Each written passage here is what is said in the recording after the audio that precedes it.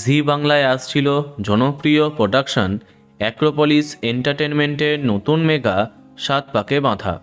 রাহুল মজুমদারের প্রথমবার জি বাংলার ধারাবাহিকে আগমন এক্সাইটেড করেছিল দর্শকদের। সাত পাকে বাঁধার প্রথম ঝলক পছন্দ করেছে দর্শক। সবাই অপেক্ষায় ছিল নতুন নায়িকার জন্য।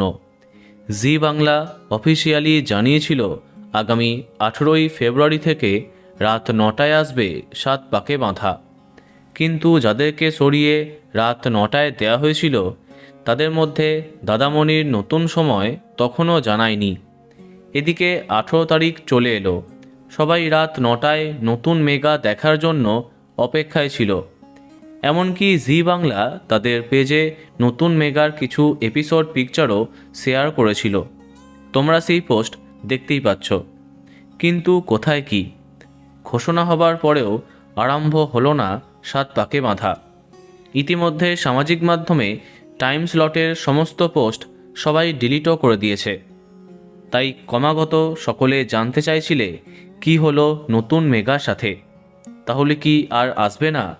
অবশেষে এক্সক্লুসিভ আপডেট নিয়ে এলাম। এখনই আরম্ভ হচ্ছে না সাত পাকে বাঁধা। সম্ভবত ইতিহাসে এমনটা প্রথমবার হলো। ভিতরকার খবর জানতে পারলাম মার্চ মাসে আরম্ভ হচ্ছে সাত পাকে বাঁধা। টাইম স্লট জানাবার পরে দর্শক অপেক্ষায় ছিল। এমন সময় রাত 9টায় আরম্ভ না হওয়াতে বেশ চিন্তায় ছিল সকলে।